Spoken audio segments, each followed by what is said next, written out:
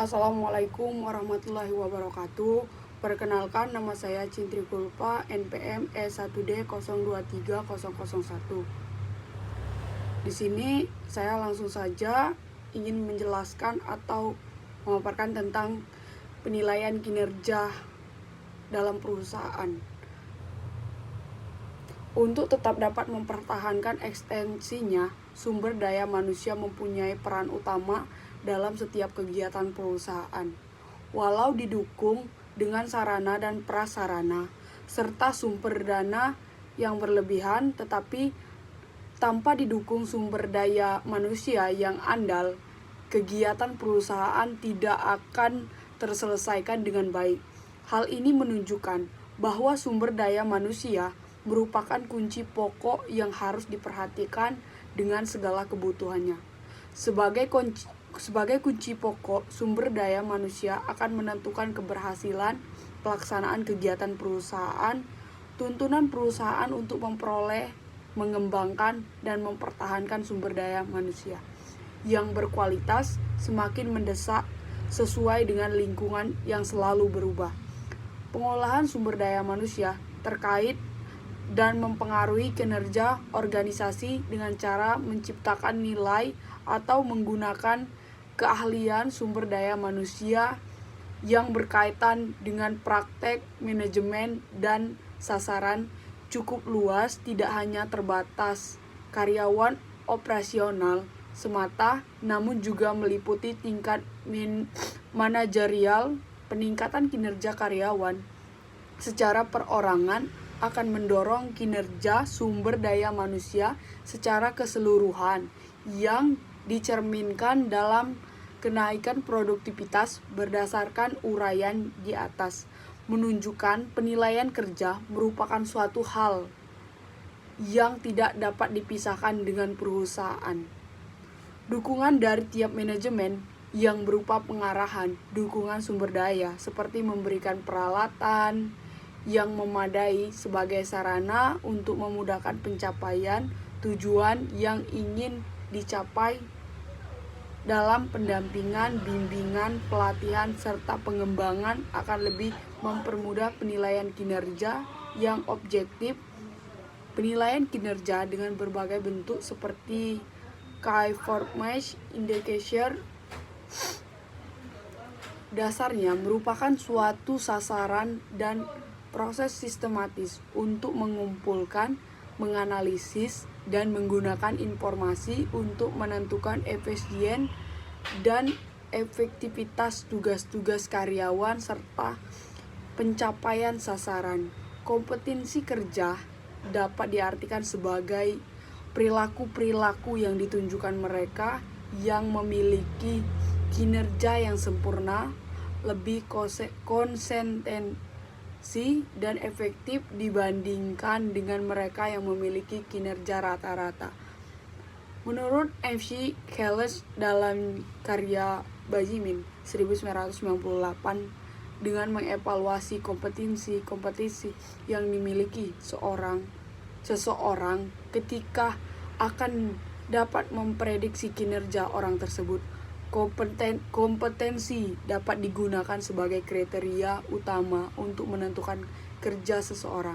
Misalnya untuk fungsi profesional, manajerial, atau senior manager, karyawan-karyawan yang ditempatkan pada tugas-tugas tersebut akan mengetahui kompetensi apa saja yang diperlukan, serta cara yang harus ditempuh untuk mencapai promosi ke jenjang posisi berikut. Pada PT Bank Rakyat Indonesia di kantor cabang pendaraan tidak terlepas dari kondisi di atas, karena itu perusahaan perlu memperbaiki kinerja karyawan. Perusahaan perlu mengembangkan model kompetensi yang berintegritas dengan tolak ukur penilaian kinerja yang dapat dijadikan dasar pengembangan sumber daya manusia. Menurut Henley Trendy 2017, metode penelitian kinerja adalah metode penilaian umpan balik, merupakan metode penilaian kinerja populer yang dilibatkan evaluasi dan banyak level dalam perusahaan, sebagaimana pula dari sumber-sumber eksternal. Dalam metode ini, orang-orang di sekitar karyawan yang dinilai bisa diikuti serta memberikan nilai. Yaitu yang kedua itu metode skala penilaian, merupakan metode penilaian kinerja yang memiliki nilai karyawan berdasarkan faktor-faktor yang telah ditetapkan. Menggunakan pendekatan ini, para evaluator mencatat penilaian mereka mengenai kinerja pada sebuah skala tersebut, meliputi beberapa kategori biaya dalam angka 5-7 yang didefinisikan dengan kata sifat seperti luar biasa, memenuhi harapan, atau perbaikan. 3 yaitu metode insiden kritis. Metode penilaian kinerja membutuhkan pemeliharaan dokumen tertulis mengenai tindakan-tindakan karyawan yang sangat positif dan sangat negatif. Ketika tindakan tersebut yang disebut insiden kritis mempengaruhi aktivitas departemen signifikan secara positif atau negatif, manajer mencatatnya. Yang keempat yaitu metode esai, merupakan metode penilaian kinerja di mana penilaian manusia narasi singkat menggambarkan kinerja karyawan. Metode ini cenderung berfokus pada perilaku ekstrim dalam pekerjaan karyawan dan bukan pekerjaan rutin harian. Penilaian ini sangat tergantung pada komponen menulis dari evaluator, para atasan dengan keterampilan menulis dengan baik. Yang kelima itu metode standar kerja penilaian kinerja yang membandingkan kinerja setiap karyawan dengan standar yang telah ditetapkan atau tingkat output yang diharapkan. Standar-standar mencerminkan output normali dari karyawan-karyawan rata-rata yang bekerja dengan kecepatan nominal. Perusahaan-perusahaan biasa menerapkan standar kerja untuk hampir semua jenis pekerjaan.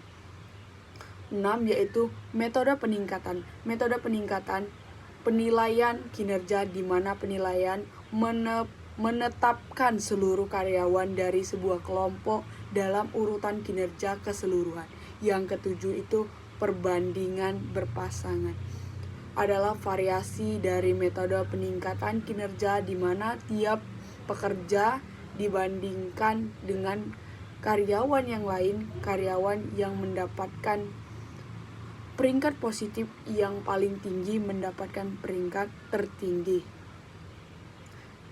Metode atau alat untuk menilai kinerja itu menurut Handy Tandy yaitu kinerja karyawan dinilai sejumlah metode, yaitu metode pelaksanaan kategori, metode yang paling sederhana untuk menilai karyawan, dan terdapat 2 skala penilaian, yaitu skala grafis, yaitu penilaian menandai kinerja karyawan pada sebuah rangkaian yang menunjukkan rendahnya tingkat karakteristik.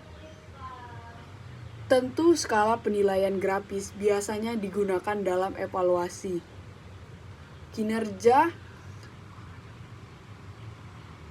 Yang B itu yang kedua, skala penilaian perilaku, yaitu menilai tindakan individu dari para atribut dan karakteristik pribadi